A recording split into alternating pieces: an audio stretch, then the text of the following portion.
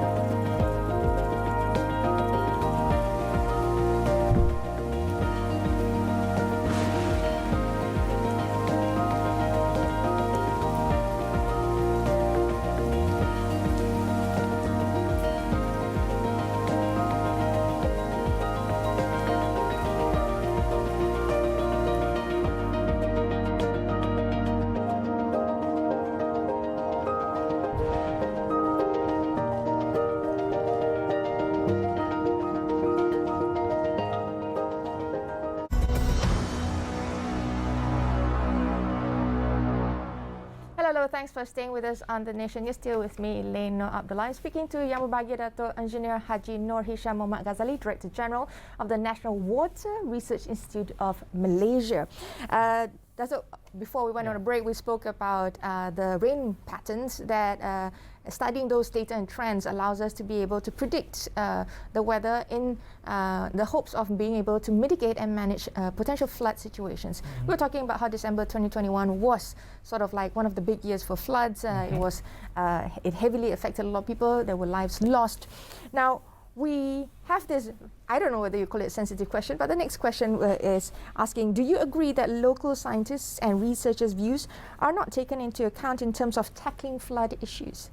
Oh, I would have to disagree with that, because we do get help on, consult them in many areas especially.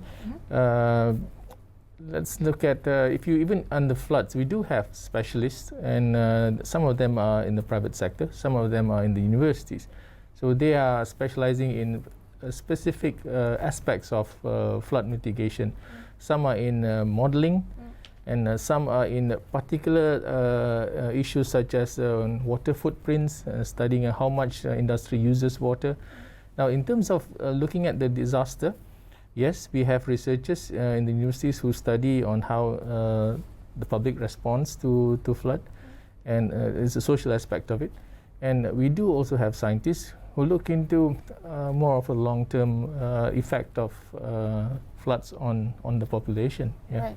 So it has been taken into account. Yes, definitely. So I guess the question is how because there are a lot of parties or a lot of sectors that raise concerns about us in terms of the government and the local authorities not being prepared enough for the potential disasters. So what would your comment be on that?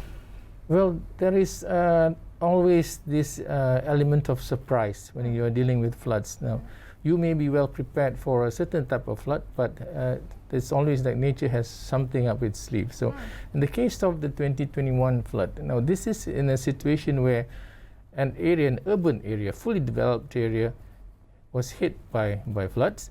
And with respect to how the agencies responded, they have the proper SOPs to tackle the flood. But the situation is different than handling a flood that is happening in the rural areas. Right. Now, the forces that we have, the agencies that we have responding, are very used to the floods in the East Coast, Right. where you are in the rural areas, you got space. Right. But in a highly populated area like Shah Alam, Yep. it's a different ballgame altogether. Right. Yeah, you have hindrances, you have the issue of power supply, Yeah. and you have roads, and you have, during a flood situation, for you to access the area, it's difficult. Right. Yeah, so those are one of the factors that hinder the operations of the frontline services. Oh, I see. So I don't think this was necessarily raised in the past because, geographic differences between urban populated areas versus a rural sort of more sparsely populated area, how the sort of response methodology or SOP differs. So are you saying that right now, as those agencies, they need to upgrade their SOPs to manage different expectations if this happens in an urban rural area? And what is it that caused this rapid rise that we are not prepared for in the urban area? Yes, the responding agencies will need to look at urban floods such as the one that happened in Shah Alam slightly differently. So your hindrances or the obstacles against you are a bit different than when you are in a rural area where there's space. In the urban area, you rely on the roads, you rely on the bridges that lead you to the area, and you have to maneuver your way around tight corners and with cars and other vehicles along the road. Even to access the houses are gated, and you have to go through, to approach a house, it takes some effort. So services could not get to the people at the same time. And of course, the concentration of the population in one place. Imagine you have probably 20,000 people within a kilometer square. Yep. And in the rural areas, you have maybe 200 people in a kilometer square. So it's different. And everyone is messaging you and telling you that we need help. Yep. So if it's 2-3 families at a time, it's okay. But how about if there are about 70 families at the same time asking for help? Yeah. So your resources are fully taxed. Right. And it is a huge challenge for our response services to get there on time, in time. So there are still some work to be done for the urban we have to look at it seriously. Efforts. Yes. Now, my next question is, does land development in new areas contribute towards the depletion of water resources, and how does NAHRIM help the government tackle this problem? Okay. When it comes to water resources, now, you will find that in the forest, when in an undeveloped area, the waters are pristine. But once you bring in development, it changes almost immediately. Right. Now, yes, if you open up new lands, you will have lost the green cover. And with that, you are exposing the earth to rainfall. That means to say waters flow faster along the ground towards the rivers. So that contributes to flood because the time for the water to get to the rivers are faster and nothing to hold them back. Right. And as a result, you carry with it lots of sediments. And further downstream, you will find that the areas that are receiving this sudden deluge of water will find that the banks will easily be overtopped because of this amount of water and the sediments that they're bringing. Right. So there'll be lots of sedimentation later on in the rivers, and rivers when they start to shallow, then the flood risk goes up. Right. So yes, I would say that if you open new lands, the risk of flooding goes up. Definitely. And I guess the next question is, what are the mitigation measures to manage this? Okay. Now, when you talk of mitigation, that's one, the engineering intervention, which is a structural solution, and the other is a non-structural solution, which deals with planning and wise sustainable development. Right. Okay, so you can widen rivers and deepen rivers to control floods. You can build embankments to contain the flood waters. Slow them down. Slow them. You can slow down the flood waters by detaining them in ponds. That's the engineering intervention. But if your upstream areas keep changing, the land use keeps changing, engineering will not be able to keep abreast of that. So you will always be fighting a losing battle. So with engineering, there must be control of development. Right. So they both still need to work hand in hand. They have to work hand in hand. Because at the end of the day, land development is still going to continue. That's right. And can't really say stop this and stop that, but there needs to be some kind of measure. So what would, from NAHRIM'S point of view, would be the advice to the general, population at large, or whoever that's managing land? Well, plans should be in place to manage catchment. So we are very much following integrated river basin management principles, whereby you are always thinking of developing land together with how that development affects the water scenario. So if you open up new lands, of course you will be bringing population in, you're bringing industries in. That means to say they will require more water and they will produce more wastewater. Wastewater eventually gets into the rivers, right? And with the areas being developed, your natural water resources will be affected. Right. Because we normally extract water from the rivers for domestic supply. Hence, you have to be wise with planning. So planning means to say that you can develop, but you have to install what you call features which also protect the water resource. Measures must be put in place in order for both to work hand in hand. Exactly. We'll take another short breather right now, Dato. When we come back after these messages, we'll have more questions for Dato on the topic of flood disaster NAHRIM. Stay tuned, we'll be right back.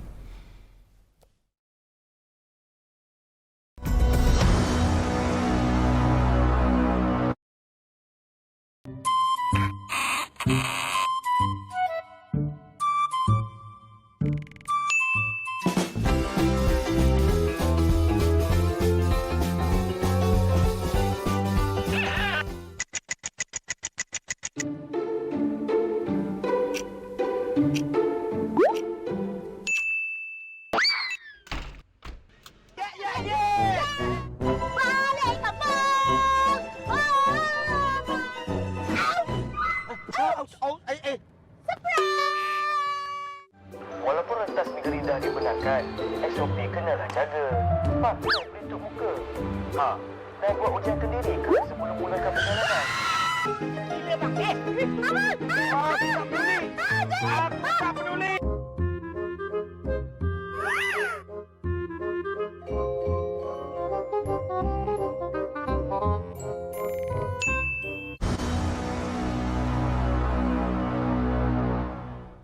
Hello, thanks for staying with us on The Nation. You're still with me, Elane, Abdullah, and speaking to Yang Berbahagia Dato' Engineer Haji Noor Hisham Muhammad Ghazali. He's the Director General of NAHRIM. Dato', I think we've had a really robust discussion with regards to NAHRIM's role as well as flood disaster management opportunities in terms of mitigation and management.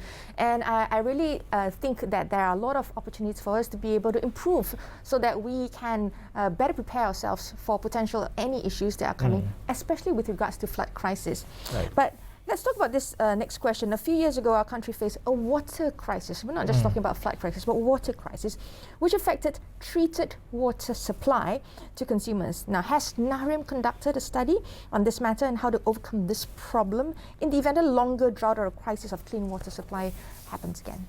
Yes, NAHRIM'S contribution towards water crisis, to research towards solving water crisis issues is basically to look into the elements that influence the quality of water. Right. So we study on what are the contaminants in the water, Right. how they are being transported, what are the sources of these contaminants. Right. So NAHRIM studies look into identifying new water resources Right. to supplement the existing ones. Right. So our biggest challenge is actually the rivers which are being polluted by industries. So we need to have a control on how much pollutants go into the river. Right. So our research also covers into what is the loading that a river can carry in terms of the chemicals that are discharged Right. through from the wastewater treatment or from the treatment done by industries. Right. So we need to look into quality of water and also the quantity of water, because the quality of water is influenced by the quantity of water. Correct. Yeah, so that's our research is basically into that into that area. So are there measures that are put in place in order for us to manage this? Because industries will be industries. You're talking about the economic sector, right? That's not something that's easily controlled, as opposed to whatever that is being done by specific agencies that is taking on the data and research that NAHRIM has done in terms of whatever the researchers have collated in terms of information. But this may not necessarily translate to the larger economic sector that's usually more participant in the creation of the potential issues. So what are the potential solutions to this? Well, some of it is not direct in addressing the issue of contaminants. I mean, we will have to look into enforcement. Of course, NAHRIM will not focus on the research in enforcement, but there are certain things that the community can do to prevent pollution. So one of the efforts done by the Ministry of Environment and Water, which is the ministry that NAHRIM is in, is on creating the Sungai Kebangsaan, which is the National River Trails. Okay. Now, what it does is that it makes people more appreciative of the river environment. Okay. And also, when the river is seen to be an asset, that's what it's supposed to create. Right. That the image that the river is an asset. Right. So you will find that to pollute such as an asset will be something that is not natural. We want to make it that throwing something to the river is not something natural to do. Right. So that's one of the indirect efforts that we are doing to hopefully preserve the river environment. The other things that NAHRIM also studies is in protecting riverbanks as well. We're looking into what can we do to create natural riverbanks, make them stable. Right. So we may be introducing small structures that can assist plants to grow and continue to spread and sustain the river in a natural state, rather than putting in rocks. Right. Right. So looking at alternatives into everything and bringing in nature into the solution. Right. Letting nature take its place. That's right. By sort of restoring nature to create the safest environment for our natural resources, I presume. Now, my last question today is, what are your aspirations and hopes regarding the studies that are being and will be conducted by NAHRIM in helping the country face water-related issues in the near future? Which also leads me to my next question. Does it not get utilized? Okay. Yes. What we would like to see is that our research gets used not only by scientists and engineers, but also for other sectors that are interested in seeing how water affects their industry or affects their lives. So we are trying to bring the language of science into a more simpler form. So the word is like merakyatkan penyelidikan. So we're trying to make it as accessible as possible to the layman. Right. So it can't just be high-level language and sitting in libraries or in the hands of scientists. It has to be something that is usable, easily understood by the frontline operators. Citizen science. Citizen science, exactly. So that's your hope for the future. Yes. In order for this research information and material to be accessible to all, to be utilized, Yes. not just via specific Not just by agencies scientists and- and yeah. scientists and researchers. So hopefully this would definitely be able to create a more knowledgeable community as well. Thank you so much, Dato, for sharing your You're most welcome. your thoughts and opinions with us. I think we've learned a lot today from you, so Thank you. we're very appreciative of that. Thank you now, very much. that's all for today's edition of The Nation. We hope the input given by Dato' Noor HISHAM could give you a better understanding of NAHRIM'S role in flood and water management as well as crisis. If you have any inquiries, do email us at talkshow.btb@gmail.com. I'm Elane Abdullah. Thanks for watching. Bye for now.